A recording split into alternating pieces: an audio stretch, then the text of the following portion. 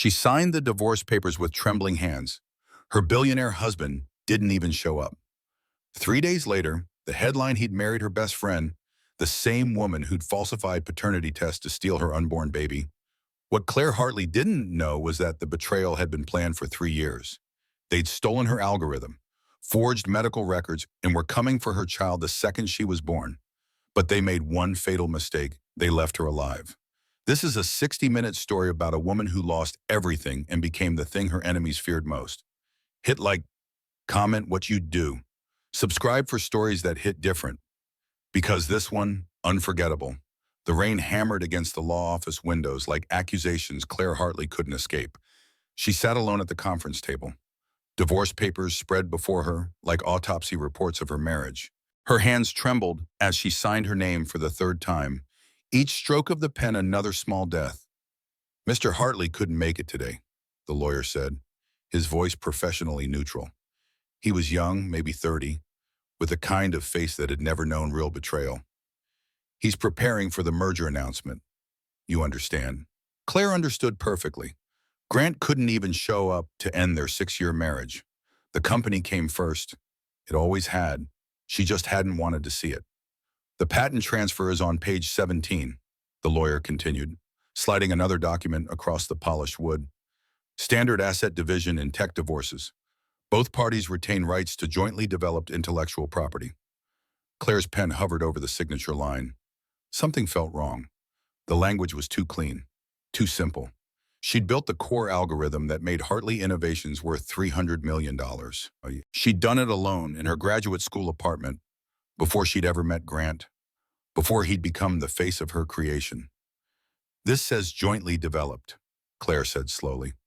"But I created the algorithm before we married, before Grant was even involved in the technical side." The lawyer's expression didn't change. "Mr. Hartley's understanding is that you collaborated on all major innovations during the marriage. His name appears on the patent filing alongside yours." "Because I added him when we got married," Claire said, her voice rising. "As a gesture, I wanted us to build something together." "The court sees joint filing as evidence of joint creation," the lawyer replied smoothly. "Unless you have documentation proving otherwise." Claire thought about her old laptops, her notebooks, the emails to her thesis advisor. Everything was somewhere. But where she'd moved 3 times since graduate school, she'd trusted Grant to handle the company filings. She'd trusted him with everything. She signed. What choice did she have? Outside, the Portland streets gleamed with rain. Claire walked to her car in a daze, her hand instinctively moving to her stomach. 14 weeks pregnant, and Grant didn't know yet. She'd found out 3 days ago, had been planning the perfect way to tell him, before she'd discovered the divorce papers waiting on the kitchen counter. Her phone buzzed. A text from Bethany, her best friend since college. "Coffee tomorrow. Need to talk. It's important." Claire stared at the message. Beth had been acting strange lately, distant. But Beth was also her oldest friend, the one person who'd stood by her through everything. If anyone could help her make sense of this disaster, it was Beth. She typed back 10 a.m., the usual place. Then she drove home to the loft she'd shared with Grant, knowing she'd have to pack her things soon, knowing nothing would ever be the same. What Claire didn't know was that the real nightmare hadn't started yet.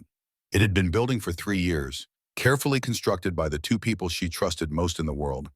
And by tomorrow morning, she'd lose everything she had left. Claire arrived home to an empty loft. The space felt vast and cold, all exposed brick and floor-to-ceiling windows overlooking the Portland skyline. They'd bought it together 3 years ago, right after the first major funding round. Grant had insisted on the penthouse. "We need to look successful," he'd said. "Investors buy the story before they buy the product." She dropped her bag and walked to the window. The city sprawled below, lights flickering on as evening fell. Somewhere out there, Grant was preparing to announce the merger that would make him a billionaire. Make them billionaires. Technically, except she just signed papers that might have given it all away. Her phone rang. Unknown number. "Hello, Claire Hartley," a woman's voice, professional but warm. "This is Dr. Sarah Mitchell from Portland Genetics Lab. I'm calling about your test results." Claire's stomach dropped. "I didn't order any tests. Your husband submitted samples 3 weeks ago. A paternity test. I'm calling because there's been an irregularity in the processing, and I wanted to reach out directly before filing the official report. The room tilted. Claire sat down hard on the couch. What kind of irregularity? The test was ordered under your name, but the consent form has a signature that doesn't match your documentation in our system. I'm required by law to verify directly with you that you authorized this test. I didn't, Claire whispered. I didn't authorize anything. A long pause. I see. Then I need to inform you that submitting false consent is a federal crime. The results are sealed pending investigation. But Miss Hartley, I'm going to say something off the record. You might want to get a lawyer. A good one. The line went dead. Claire sat frozen, phone still pressed to her ear. Grant had ordered a paternity test. Without telling her. 3 weeks ago, which meant he'd done it before filing for divorce. He'd been planning this. But why she hadn't been with anyone else? She'd barely left the office for the past 6 months, helping prepare for the merger. The only person she'd spent significant time with besides Grant was Devin, the senior engineer they'd hired last year. But that was work. Long hours debugging code. Sure. Late nights at the office, absolutely. But nothing had happened. Nothing. Unless Grant thought something had happened. Unless someone had convinced him. Claire's phone buzzed again. This time, a text from Grant himself. Need to talk. Coming home now. Don't leave. Her heart hammered. She wanted to run, to disappear before he arrived. But she also needed answers. She needed to understand what was happening to her life. 20 minutes later, she heard his key in the lock. Grant walked in looking exhausted, his tie loosened, his usually perfect hair disheveled. He'd lost weight. There were dark circles under his eyes. For a moment, Claire felt a surge of the old feeling, the one that had made her fall in love with him, the desire to fix things, to make everything better. Then he spoke. I know about the baby, he said quietly, and I know it's mine. The test confirmed it before they called you. Claire stood slowly. You tested our baby without my permission. I had to know, Grant said, and there was something in his voice that made her blood run cold. Not guilt, calculation. Beth suggested it. She said you'd been acting strange, working late with Devin. She was worried. Beth suggested it, Claire repeated slowly. Beth. She's been keeping track, taking notes. She thought I should know, in case there was a custody issue down the line. The pieces were falling into place, but the picture they formed was impossible. Beth wouldn't do that. Beth was her friend. Where is she now? Claire asked. Beth, where is she right now? Grant's expression flickered. Just for a second, but Claire saw it. Guilt. Real guilt. She's at the office, he said. Working late on the merger press release. With you, Claire said. It wasn't a question. It's not like that. How long? Grant looked away. 3 years. 3 years. Since right after Beth had reconnected with her at that Stanford alumni event.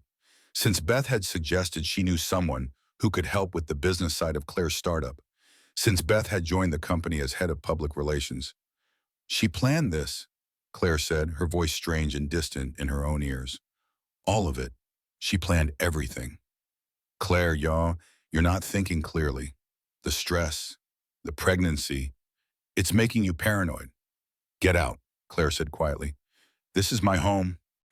Get out, or I call the police and tell them you ordered an illegal paternity test with forged consent forms. Grant stared at her for a long moment. Then he turned and walked out, closing the door softly behind him. Claire stood alone in the loft, one hand on her stomach, the other clenched into a fist. She'd lost her company and her marriage in a single day, but she still had the baby, and she still had the truth.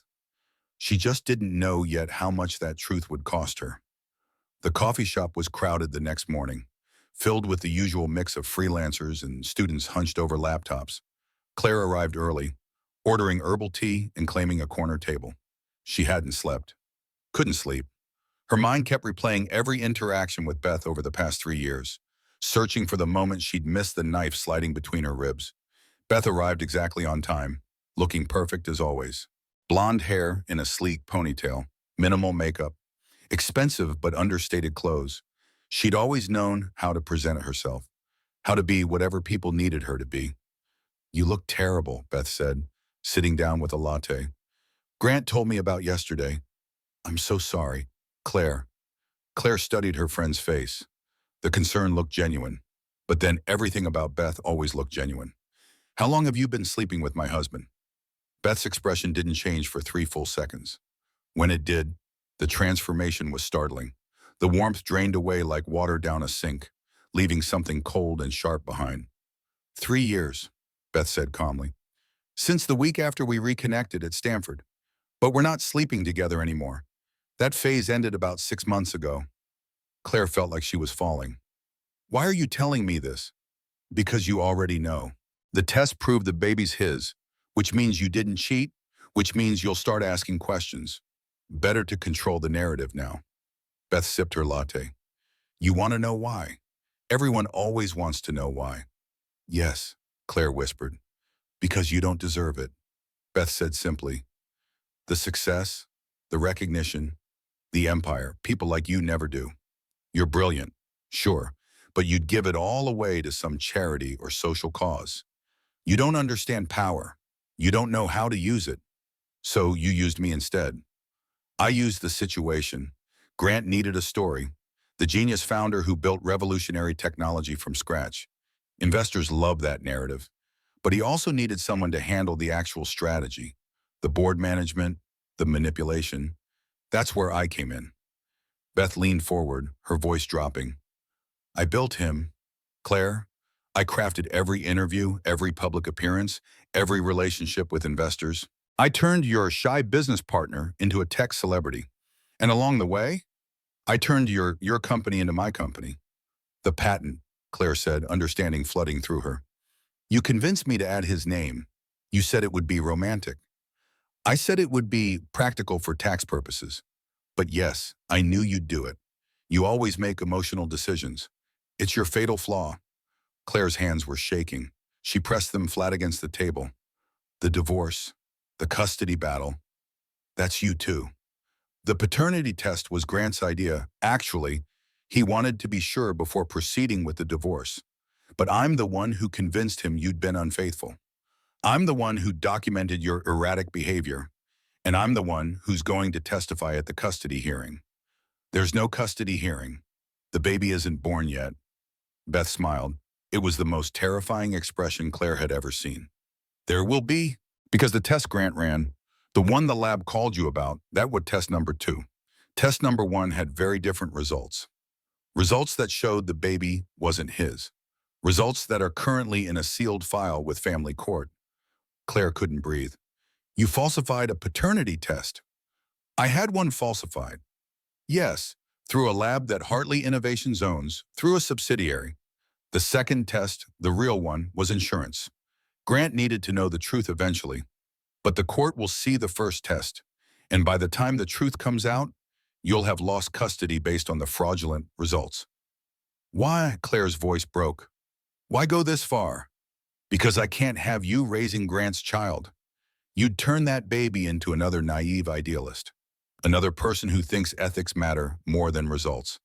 The world doesn't need more of you. Claire, it needs more of me. Beth stood, collecting her purse. Your lawyer will get the custody petition tomorrow morning. I'd start preparing, but honestly, there's nothing you can do. I own the lab. I own the documentation. I own the narrative. You're just the supporting character in someone else's story now. She walked away, leaving Claire alone at the corner table, one hand pressed to her stomach, feeling her whole world collapse into nothing. Vanessa Price's law office smelled like old books and strong coffee. The walls were lined with legal texts and case files, everything slightly worn and well-used, a far cry from the sterile corporate offices Claire had grown accustomed to. Vanessa herself matched the space late 40s, gray-streaked hair pulled back in a practical bun, sharp eyes that missed nothing. Tell me everything, Vanessa said, pouring coffee into 2 chipped mugs. Start from the beginning. Don't leave anything out. Claire talked for an hour, the patent, the divorce, the paternity tests, Beth's confession at the coffee shop. Vanessa listened without interrupting, taking occasional notes on a yellow legal pad. When Claire finished, Vanessa sat back in her chair and was quiet for a long moment. "This is bad," she finally said, "but it's not hopeless." "How?" Claire asked. "They control everything, the lab, the documentation, the company. They control the narrative," Vanessa corrected. "But narratives can be rewritten if you have the right evidence. And they've made mistakes. Big ones." She tapped her pen on the legal pad. "First, that doctor who called you, Sarah Mitchell, she violated protocol by reaching out directly, which means she smelled something wrong. That's our first lead. Second, falsifying a paternity test is a federal crime. If we can prove it, this whole house of cards collapses. How do we prove it? We need the original samples, the real biological evidence. Labs keep those for at least 6 months. If we can get a court order to retest, we bypass all their manufactured documentation." Hope flickered in Claire's chest, fragile as a candle flame. "You think we can actually win this? I think you built a $300 million company before you were 30. I think you're smarter than everyone who's trying to destroy you. We just need to be smarter about how we fight." Vanessa pulled out a business card, writing a name and number on the back. "This is my contact at the FBI, White-Collar Crime Division. If we can show a pattern of corporate fraud, falsified documents, racketeering, this becomes a federal case, and federal cases can't be bought off with golf buddies on the board." Claire took the card with trembling fingers. "What do I do first?" "Go home. Find every piece of evidence you can about the original algorithm development. Old laptops, notebooks, emails, anything timestamped before you met Grant. We need to prove you created that intellectual property independently. That's how we attack the patent transfer. And the custody case. We fight it head on, request an independent test through a state facility, file a complaint against the lab, and we prepare for war, because that's what this is now." Claire stood to leave, then turned back. "Why are you taking my case? I can't pay your fees." "Not anymore." Vanessa's expression softened slightly. 15 years ago, I went through a divorce. My ex was a corporate lawyer, powerful, connected. He took everything, including my daughter, used the system against me until I had nothing left but supervised visits twice a month. I'm sorry. Don't be sorry. Be angry. Anger is fuel. It'll keep you fighting when everything else wants you to quit. Claire left the office feeling something she hadn't felt in days, the possibility of survival.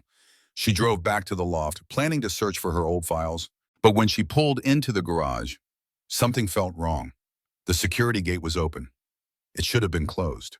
Claire's instincts screamed at her to leave, but she needed those files. She needed proof. She parked and took the elevator up to the penthouse floor. The loft door was unlocked. Inside, everything was wrong. Her desk had been rifled through, drawers hanging open. Her file cabinets were empty. The closet where she'd stored her old laptops was bare. They'd taken everything. Claire stood in the middle of the destroyed loft, understanding finally settling over her like ice water. They weren't just taking her company. They were erasing her entirely. Every piece of evidence that she'd ever created anything. Gone. Her phone rang. Grant's number. "Did you really think we'd let you fight?" he said when she answered. His voice was cold, unrecognizable. "Beth said you'd try. She's always right about these things. You broke into my home." "My home. Technically. The lease is in my name. I had every legal right to remove company property. Those were my personal files. The court will disagree. Everything created during our marriage is marital property. And since I'm retaining the company, that means I retain all associated documentation." Claire's voice shook with rage. "I will destroy you for this." "No, you won't. Because tomorrow morning, you're being served with a restraining order. Stay away from me. Stay away from the company. Stay away from anyone associated with Hartley Innovations. If you violate it, you go to jail." The line went dead. Claire sank to the floor, back against the wall, one hand pressed to her stomach. She was 14 weeks pregnant, homeless, and hunted. Every ally she'd thought she had was gone. Every piece of evidence, erased. But she was still here, still breathing, still fighting, and they'd made one mistake. They'd left her angry. Claire drove through the dark Portland streets, her mind racing faster than the car. She'd spent 2 hours at Vanessa's office, strategizing, planning their next move. They'd filed emergency motions, requested independent testing, submitted complaints against the genetics lab. The wheels of justice were moving, slowly but inevitably. "This is good," Vanessa had said, reviewing their documentation. "Really good. We have enough to get a hearing, at minimum, and once we're in front of a judge, we can start picking apart their lies." For the first time in days, Claire had felt something like hope. Now, driving back to the cheap motel where she'd been staying since the loft incident, she let herself imagine winning, getting her company back, raising her daughter in truth instead of lies. Maybe not happiness, but at least justice. Her phone buzzed in the cup holder. Text from Vanessa. "Found something big. Call me when you get home." Claire smiled and reached for the phone. The impact came from behind, sudden and violent. Her sedan lurched forward, tires screaming.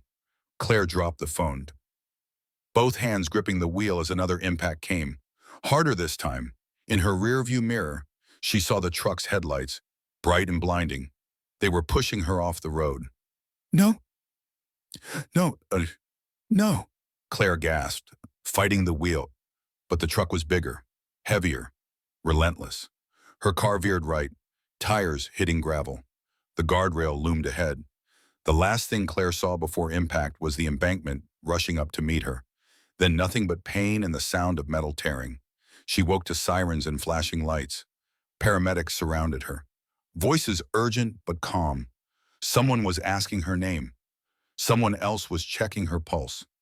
Everything hurt, but distantly, like the pain was happening to someone else. "The baby," Claire tried to say. "Is the baby so?" "Lie still," a paramedic said. "You're going to be okay." "You're at Providence Portland Medical Center. Can you tell me your name?" "Claire Hartley." "I'm 14 weeks pregnant. Please, the baby. We're taking you in for an ultrasound now. Stay calm. Everything's going to be fine." But nothing was fine. As they loaded her into the ambulance, Claire saw the wreckage of her car on the embankment below, saw the empty road where the truck had been, saw the skid marks that told the story of a deliberate attack. They weren't just trying to ruin her anymore. They were trying to kill her. At the hospital, doctors confirmed the baby's heartbeat was strong. Miracle, they kept saying. The fetus appeared unharmed. Claire had a concussion, cracked ribs, lacerations, but nothing life-threatening. She should count herself lucky. Claire didn't feel lucky. She felt hunted. "Your belongings are in the drawer," a nurse said, helping Claire settle into the hospital bed. "Your phone was damaged in the crash, but your purse is intact." "My laptop," Claire said suddenly. "I had a laptop bag in the trunk, with files, documents, everything I need for, The nurse checked her chart. "Nothing like that was recovered from the scene, just your purse." Claire closed her eyes. Oh, of course, the truck hadn't been trying to kill her. It had been trying to destroy the evidence. And it had succeeded. She was lying in the hospital bed, trying not to cry, when Vanessa burst through the door. "Oh, thank God," Vanessa said, rushing to her side. "I saw the news report. They said single vehicle accident, but I knew better. Claire, this is attempted murder." "They got the files," Claire said dully. "Everything you told me to find. Every piece of proof that I created the algorithm. Gone." Vanessa was quiet for a moment. Then she pulled a chair close to the bed and took Claire's hand. "Listen to me carefully," she said. "This isn't over. Yes, they destroyed physical evidence, but there's always a trail. Digital footprints, cloud backups, university records. We'll rebuild the case from scratch if we have to." "With what resources?" Claire asked bitterly. "I'm in a hospital bed with $15 in my bank account." "With fury," Vanessa said fiercely. "With rage and stubbornness and the absolute refusal to let them win. You're not dead. Claire, your baby's not dead. That means we keep fighting." But even as Vanessa spoke, Claire felt something inside her breaking. Not the anger, the hope, the tiny, fragile belief that justice was possible. She'd lost everything, and the people who'd taken it had infinite resources to make sure she never got it back. What Claire didn't know was that at that exact moment, security footage from a traffic camera was being uploaded to a cloud server, footage that showed the truck's license plate clearly, Footage that showed the driver's face, footage that would change everything. But first, things had to get worse. 2 weeks later, Claire stood in family court, her body still aching from the accident. The bruises had faded to yellow, but the cracked ribs sent sharp pains through her chest every time she breathed too deeply. She wore her only remaining professional outfit, the one she'd been wearing the day of the accident. Everything else had been lost or stolen. Judge Morrison presided, a stern man in his 60s with silver hair and an expression that suggested he'd seen every lie humanity had to offer. Claire tried to find hope in that experience.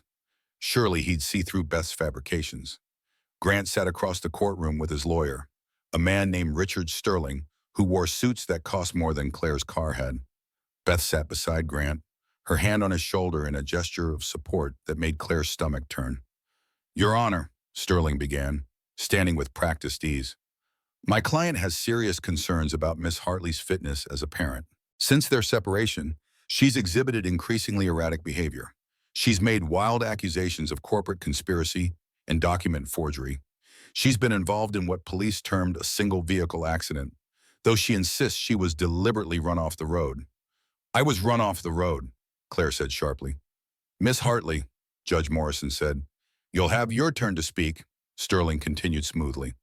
"Furthermore, Your Honor, we have documentation from Miss Hartley's therapist indicating paranoid ideation, stress-induced delusions, and I don't have a therapist," Claire interrupted. "I've never seen a therapist in my life." Sterling handed a stack of papers to the bailiff. "These are treatment notes from Dr. Jennifer Walsh, who has been seeing Miss Hartley for the past 8 months. They detail increasing mental instability, including beliefs that her husband and best friend are conspiring against her." Vanessa shot to her feet. "Your Honor, we've received no such medical records. This is a clear violation of discovery rules. We haven't had the opportunity to verify. The records were submitted under seal, given Miss Hartley's mental health privacy," Sterling said. "Per Oregon Statute 374.12, mental health records can be submitted directly to the court in custody proceedings without prior notification if there's concern for child safety." Judge Morrison reviewed the documents, his expression unreadable. "I've reviewed these materials. They're concerning. They're fake," Claire said desperately. "Your Honor, I've never met Dr. Jennifer Walsh. This is fraud. They're manufacturing evidence." "Miss Hartley," the judge said, his voice hardening, "these accusations are exactly the kind of paranoid ideation referenced in these treatment notes. Do you understand how this sounds?" Claire felt the room tilting. They'd thought of everything, every possible avenue of defense. Blocked. Every piece of evidence, countered with manufactured lies, and the system was believing them. "Your Honor," Vanessa said, her voice carefully controlled, "we request an independent psychiatric evaluation. If Miss Hartley has never met this alleged therapist, that will be immediately apparent through." "Request noted," Judge Morrison said. "But in the interim, given these serious mental health concerns and the recent accident, I'm ordering the following. Miss Hartley will undergo a full psychiatric evaluation over the next 60 days. During that time, she will have no unsupervised contact with the child once born. All visits will be supervised by a court-appointed guardian." His gavel struck. Claire couldn't breathe. The baby was due in 12 weeks. By the time the evaluation was complete, she'd have already given birth, already lost those first precious weeks. And if they could forge therapist notes, they could forge psychiatric evaluations? "We need to appeal," Claire said as Vanessa packed her briefcase. "We need to. Appeals take time," Vanessa said quietly. "Time we don't have." They left the courthouse together, stepping into the gray Portland afternoon. Rain was starting again, light and cold. Claire turned to Vanessa, about to speak, when a man approached them. He was tall, in his mid-30s, with dark hair and kind eyes. He wore jeans and a t-shirt, not the usual attire of courthouse visitors. "Claire Hartley," he said. Claire tensed, ready to run. "Who's asking?" "My name is Devin Crane. I used to work for Hartley Innovations. I know what Grant did to you, and I have proof." Hope surged so suddenly that Claire felt dizzy. "What kind of proof?" "Everything, code repositories, showing you as the sole developer of the algorithm.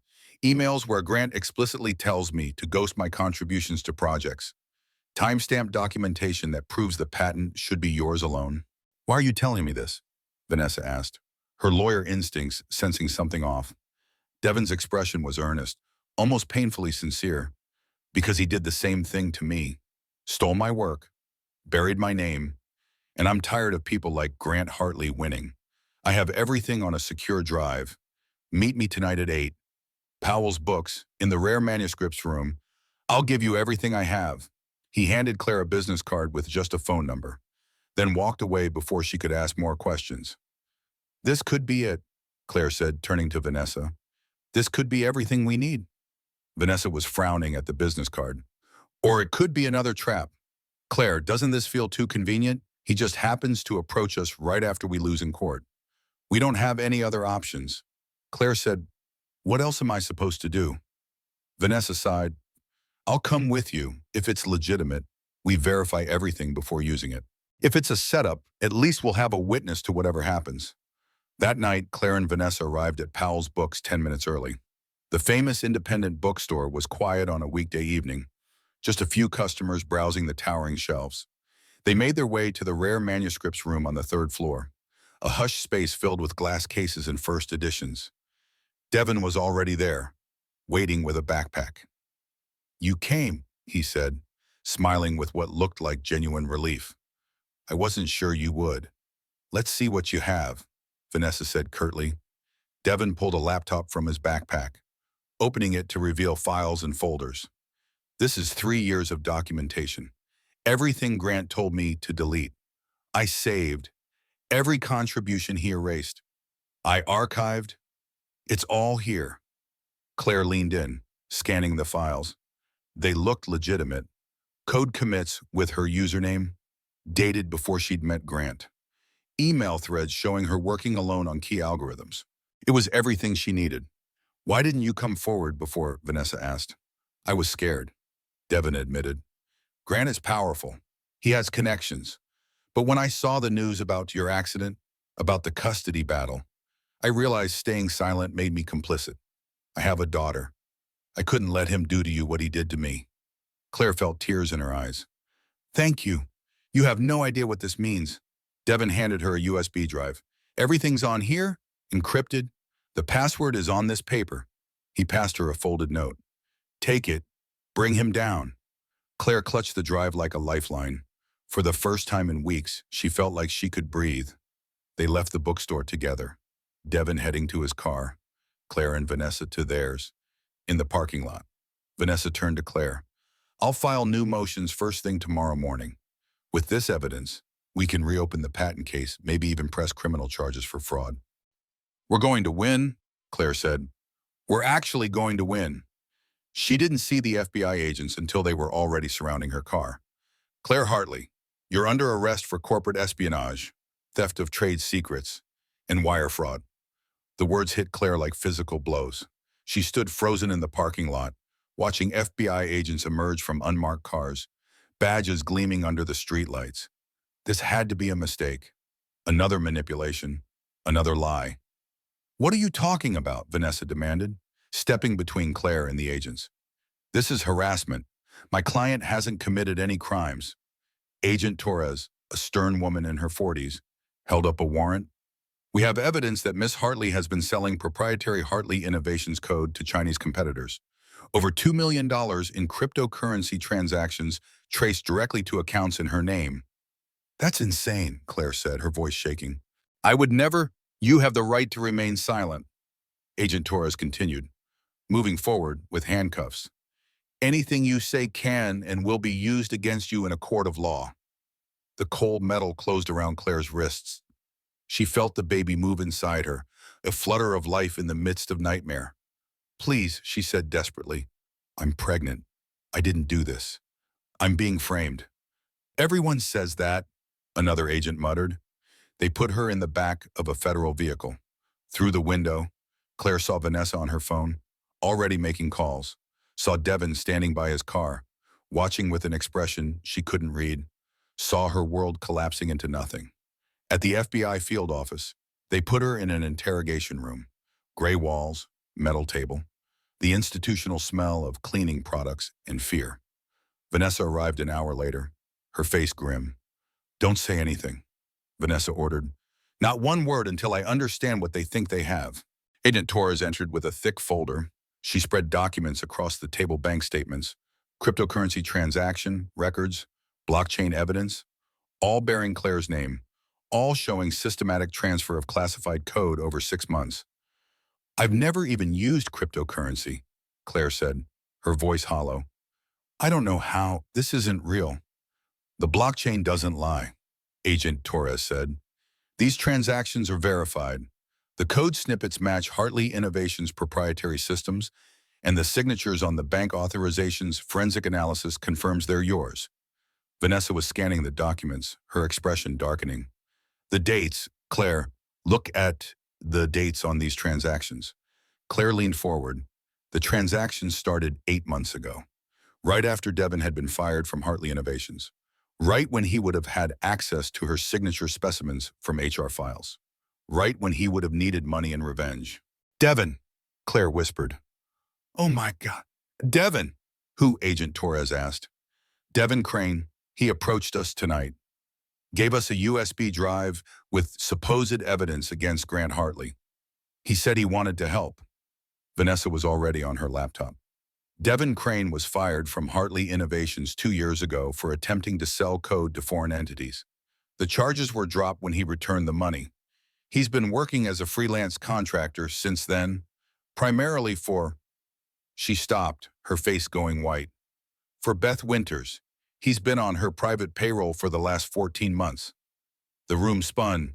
Claire gripped the edge of the table. "The USB drive? It's not evidence against Grant. It's evidence against me. Most likely planted malware," Vanessa said quietly. "If you'd plugged it in, it would have installed tracking software, maybe created more false transactions in your name. You'd have looked guilty of exactly what they're accusing you of." "But we didn't plug it in," Claire said desperately. "We can prove he set me up. We can iron." "Devin Crane flew to Mexico this afternoon," Agent Torres interrupted. "Private charter. We have him on security footage boarding at 3 p.m. He's gone." Claire felt something break inside her. The last thread of hope, finally snapping. They'd planned everything. Devin approaching her at the courthouse, the promise of evidence, the FBI raid timed perfectly, even his escape route. It was a masterpiece of manipulation. "I have nothing," Claire said. "No evidence, no allies, no—" Pain lanced through her abdomen, sharp and sudden. She gasped, doubling over. "Claire," Vanessa said, alarmed. Another pain. Worse this time. Claire felt warmth between her legs, saw the blood spreading on the chair. "Something's wrong. The baby. Something's wrong with the baby." The room exploded into motion. Agent Torres was calling for an ambulance. Vanessa was holding Claire's hand. Someone was asking the questions about her due date, her doctor, her medical history, but all Claire could think was, they're taking everything. My company, my freedom, and now my child. They're taking everything I have left. The ambulance ride was a blur of sirens and urgent voices. At the hospital, doctors rushed her into surgery, emergency cesarean section. Someone said the baby's heart rate was dropping. They had to go now. Claire's last thought before the anesthesia took her was a simple one. I failed. I failed my daughter before she was even born." She woke hours later in a hospital bed, machines beeping around her. The room was dim, lit only by the glow of medical equipment. Her body felt hollow, wrong. She reached down instinctively, felt the bandages, understood. Vanessa sat in a chair by the bed, her face exhausted. When she saw Claire awake, she leaned forward. "The baby," Claire whispered. "She's alive. In the NICU, fighting. The doctors say she has a good chance." "Can I see her?" Vanessa's expression crumbled. "Claire, I'm so sorry. Grant filed an emergency custody order because of the federal charges, because of the medical crisis. The judge granted him temporary sole custody. He took her. The second she was stable enough to move, he took her." The machines around Claire started screaming, her heart rate spiking.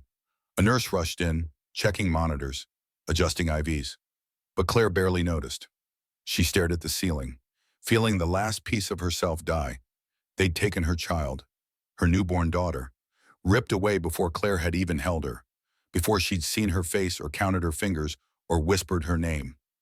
"What did he call her?" Claire asked, her voice dead. "Lucy," Vanessa said softly. "He named her Lucy." Claire closed her eyes.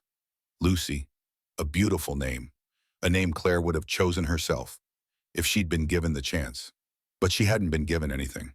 Not truth, not justice, not even the right to hold her own child. "I want to give up," Claire said. "I want to just stop." Vanessa gripped her hand hard. "I know, but you can't, because Lucy needs a mother who's a fighter, not a mother who breaks." "I don't have any fight left." "Then find some," Vanessa said fiercely.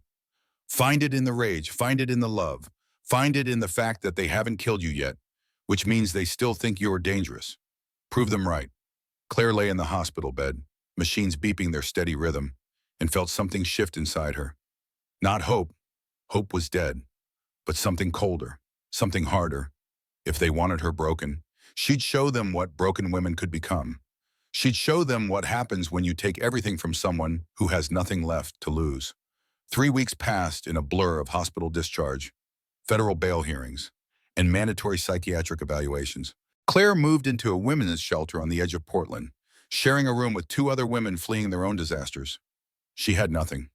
No job, no money, no possessions beyond the clothes donated by the shelter. Her trial was set for 6 months out. Lucy was in Grant and Beth's custody, and Claire was allowed one supervised visit per week through bulletproof glass. But something had changed in those 3 weeks. Claire had stopped crying, stopped sleeping, stopped feeling anything except the cold, burning need to destroy the people who'd destroyed her. She spent every waking hour at the shelter's computer, teaching herself forensic accounting, blockchain analysis, corporate fraud investigation. The knowledge came easily. Her mind had always been good with patterns, with systems. She just had to apply it differently now. On the 22nd day, Vanessa brought someone to meet her. "This is Marcus Ridge," Vanessa said, introducing a man in his 50s with gray hair and tired eyes. "Retired FBI forensic accountant. He specializes in corporate fraud cases." "Why would you help me?" Claire asked bluntly. She'd learned not to trust gifts. Marcus sat down across from her at the shelter's common room table. 10 years ago, my wife and daughter died in a car accident. Brake failure. The manufacturer knew about the defect but buried the reports. I was still with the FBI then. Tried to build a case, but the company had better lawyers, more money, more time. By the time I proved the fraud, it was too late. The statute of limitations had run out." He looked at Claire directly. "I don't help people because I'm noble. I help because I'm trying to balance the scales. And Vanessa says you're brilliant. So I'm asking, are you willing to go to war?" "I've been at war, Tama," Claire said. "I just didn't know it until I'd already lost." "Then let's win the next battle." They worked for 12 hours straight that first day. Marcus showed Claire how to trace financial transactions through shell companies, how to identify patterns in seemingly random transfers, how to follow money through the labyrinth of modern banking. "Every criminal makes mistakes," Marcus explained. "They get overconfident, they get greedy, they leave traces. We just have to find them." By midnight, they had their first lead. "Look at this," Marcus said, pointing to his laptop screen. Devin Crane was paid through a company called Apex Consulting. That company is registered in Delaware to a woman named Melissa Thompson. But Melissa Thompson doesn't exist. The social security number is fake. "Who really owns it?" Claire asked. "Let me check." Marcus typed rapidly, pulling up corporate records, cross-referencing databases. "The registration agent is a lawyer named Robert Sullivan. He specializes in anonymous corporate structures for high-net-worth individuals. And he's filed paperwork for 17 different companies in the last 3 years, all with similar ownership structures. Can you trace that whack into the real owners?" "Not directly, but I can trace the money flowing through them." More typing. "These companies don't make anything, don't sell anything. They're just pass-throughs. Money comes in from various sources, gets moved around, comes out clean on the other side. Classic money laundering structure." Claire leaned forward. "What sources?" Marcus pulled up a spreadsheet. Hartley Innovations paid Apex Consulting $300,000 last year for, quote, brand management services. Another company, Summit Media Group, paid them $200,000. And Hartley Innovations also paid Summit Media Group $500,000 for public relations work. Beth, Claire said, Summit Media must be one of Beth's companies. She's moving money through shell companies to pay Devin while making it look legitimate. That's what it looks like. But we need to prove who actually controls these entities. They worked through the night and into the next day. Marcus taught Claire everything he knew about forensic accounting, about following paper trails, about the 1,000 small ways criminals convince themselves they were too smart to get caught. By the end of the second week, they had a map, a beautiful, damning map of 23 shell companies, all controlled by Beth Winters, all used to funnel money for illegal purposes. Devin's payments, the fake medical records, the doctored paternity test, even the truck that had run Claire off the road, rented by a company that traced back to one of Beth's structures. This is enough for the FBI, Marcus said. This is fraud, money laundering, conspiracy. Is it enough to get Lucy back? Claire asked. Marcus was quiet. I don't know. The custody case is separate from the criminal case. Even if Beth goes to prison, Grant still has custody. And then we need more. We need proof that Grant knew. Proof that he was part of this from the beginning. They kept digging, and on the 19th day, they found it. An email, deleted but recovered from backup servers. From Grant to Beth, dated 6 months before the divorce. We need to move on the patent transfer soon. Claire's getting suspicious about the company structure. Once we have full ownership, we can proceed with separation. Make sure the custody groundwork is laid first.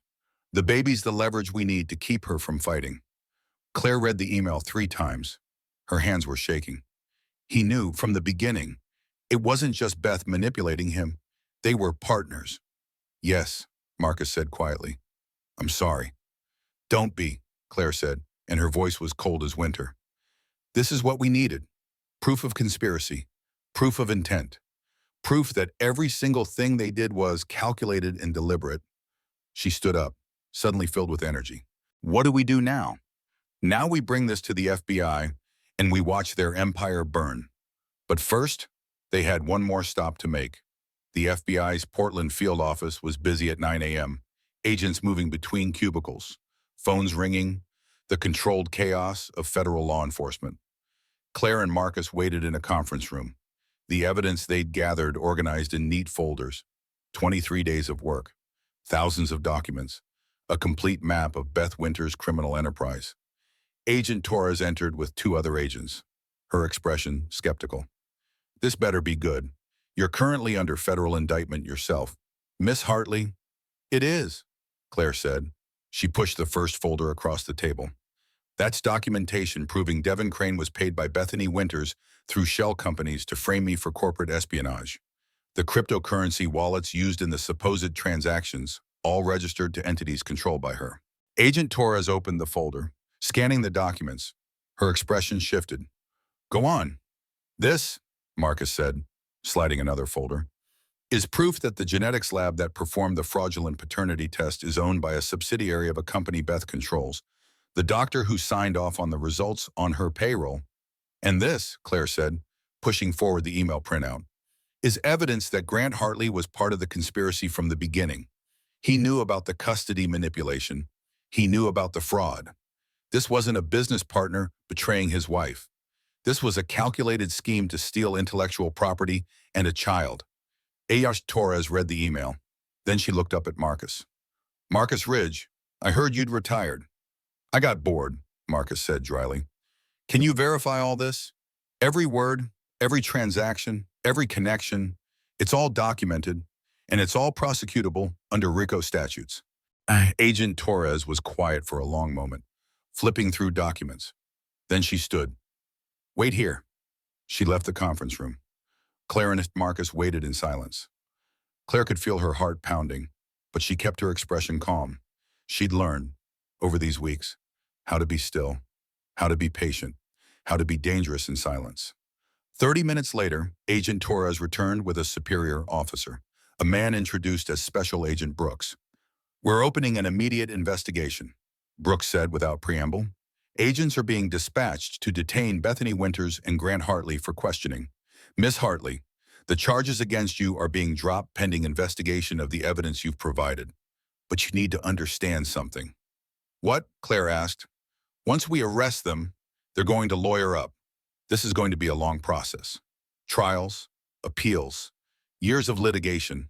Are you prepared for that? I've been prepared since the day they took my daughter.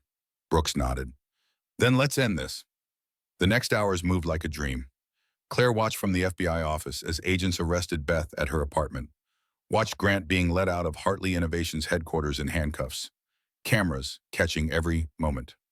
Watched the news anchors struggling to make sense of the story tech CEO and PR executive arrested in fraud and conspiracy case. But Claire didn't feel victorious. She felt empty. Because Lucy was still in state custody, held pending resolution of the legal chaos. Because even with Beth and Grant arrested, the damage was done. Claire's reputation was destroyed. Her company was in receivership. Her daughter was in the system.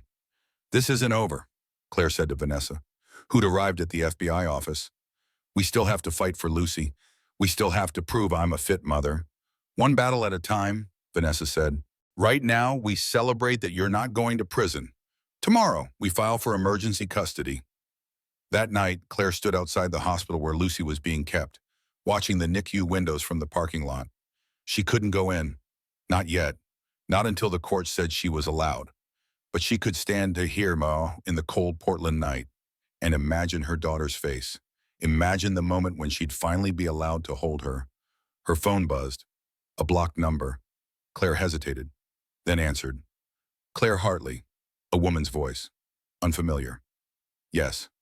My name is Sarah Mitchell. I'm the doctor who called you about the fraudulent paternity test. I've been following the news. I want to testify about everything Beth Winters asked me to do, everything I refused to do, and everything I was threatened with if I didn't comply. Claire closed her eyes. Thank you, Sarah said, for not giving up, for proving that they don't always win. Over the next 3 months, the case against Beth and Grant built like a tsunami. More witnesses came forward. More evidence surfaced. The trial was set, then postponed, then set again. Claire attended every hearing, every deposition, every moment of legal warfare. And slowly, painfully, she began to win. The patent was returned to her name. The company went into receivership, then was restructured under new management with Claire as founder. The custody case was reopened, and with Beth's arrest and Grant's complicity proven, Claire was granted full custody pending final resolution. And on a cold morning in March, 9 months after she'd signed the divorce papers, Claire walked into the hospital and was finally allowed to hold her daughter. Lucy was bigger now, 8 months old, with dark hair and gray eyes. She looked at Claire with solemn curiosity, this stranger who smelled familiar, who held her with trembling arms. Hi, baby, Claire whispered. I'm your mom. I'm so sorry it took so long. Lucy reached up, tiny fingers touching Claire's face, and Claire, who hadn't cried in months, who'd become hard and cold and strategic, finally broke. Tears streamed down her face as she held her daughter close, feeling the warm weight of her, the reality of her. You're safe now, Claire promised. We're both safe. But even as she said it, she knew it wasn't entirely true. 2 years later, Claire stood in her home office, looking at the wall where she'd hung Lucy's first drawing. Scribbles, really. But Claire had framed them like priceless art. Her daughter was 2.5 now, running through the house with endless energy, asking constant questions, learning to be a person. The house was modest, a small craftsman in Southeast Portland. Claire could have afforded more. The company she'd rebuilt, now called Prism Security, was valued at $500 million. She'd donated half her shares to a foundation supporting fraud victims. The rest gave her security, resources, the power to protect herself and Lucy. But she didn't want a mansion. She wanted a home with good locks. She checked them now, like she did every night. Front door locked, deadbolted, chain in place, back door locked, windows locked, security system armed. It had become a ritual. This checking, a compulsion she couldn't quite break. Mommy, Lucy appeared in the doorway, holding her stuffed rabbit. Why you check the lock so much? Claire knelt down, pulling her daughter close. Because I love you too much to ever feel completely safe. It was the truth, the whole truth. Even with Beth serving year 3 of a 12-year sentence.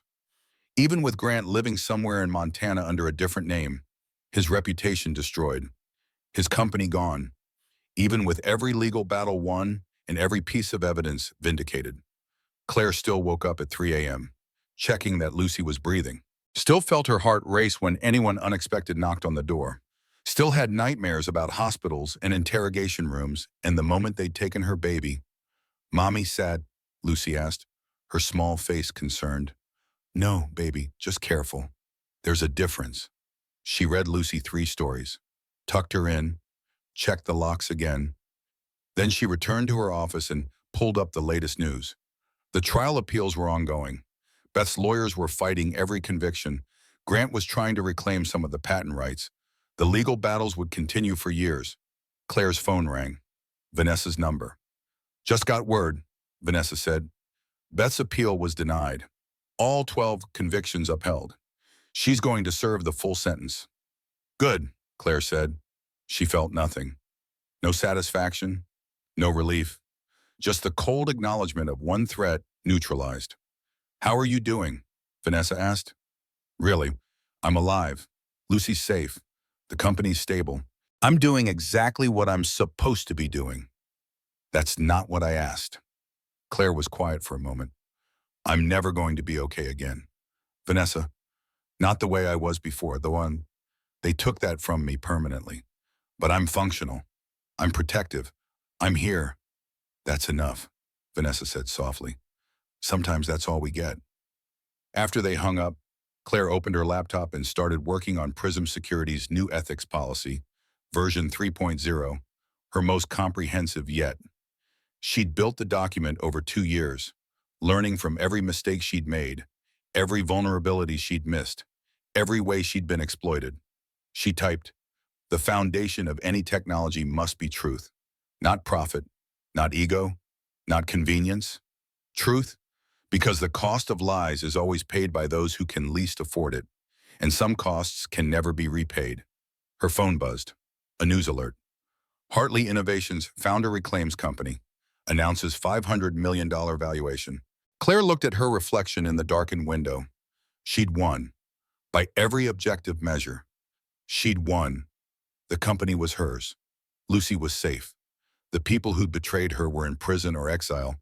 Justice, however delayed, had arrived. But the woman looking back at her wasn't the woman who'd signed those divorce papers 2.5 years ago. That Claire had been trusting, optimistic, naive. She'd believed in fairness and partnership and the fundamental goodness of people she loved. This Claire knew better. This Claire checked locks and slept lightly and never fully trusted anyone. This Claire had learned that survival meant suspicion, that safety meant vigilance, that love meant fear. Was it worth it? She asked her reflection. Upstairs, Lucy called out in her sleep. Not distressed, just dreaming. Claire went to her daughter's room, stood in the doorway, watched the small form breathing under covers printed with stars and moons. Lucy was healthy, happy, growing up in truth instead of lies, growing up with a mother who would never, ever let anyone hurt her. Yes, Claire whispered to the darkness. It was worth it. Every second of hell was worth having you. She went back downstairs, poured herself tea, sat at her desk. The city stretched beyond her window, lights twinkling in the darkness. Somewhere out there, other people were being betrayed. Other people were learning that the people they trusted most were capable of unimaginable cruelty. Other people were signing papers that would destroy their lives. Claire opened her laptop and started a new document. A survivor's guide to corporate fraud and custody battles. She'd been thinking about writing it for months, helping others avoid the mistake that she'd made, sharing the knowledge she'd gained through fire. The words came easily. She wrote about red flags in business partnerships, about protecting intellectual property, about recognizing manipulation, about the importance of keeping your own records, your own backups, your own proof of existence. She wrote until dawn broke over Portland, pink and gold and full of promises that Claire no longer believed. But Lucy would grow up in that dawn. Lucy would grow up learning to be careful without being broken, strong without being hard, wise without being bitter. Or at least, that's what Claire would try to teach her. The scars would remain, the hypervigilance would remain, the knowledge that everything could be taken in an instant would remain. But so would the love, so would the determination, so would the absolute refusal to let the people who tried to destroy her define who she became. Claire Hartley had signed away everything for love 2.5 years ago. She'd learned the hard way that love wasn't enough, that trust wasn't protection, that good intentions didn't prevent disaster. But she'd also learned that survival was possible, that justice, however imperfect, could be fought for and won, that even when they take everything, they can't take the part of you that refuses to stay down. She looked at Lucy's drawing on the wall, those chaotic scribbles that meant the world to her. Beneath it, she'd hung the ultrasound photo from that first, hopeful doctor's appointment, the before and after of her life. "We made it," Claire whispered to that tiny blob of cells in the grainy photo. "We made it through." And outside, the city woke to another day, another chance, another battle in the endless war between truth and lies. Claire checked the locks one more time. Then she went to wake her daughter, to face whatever came next. Together,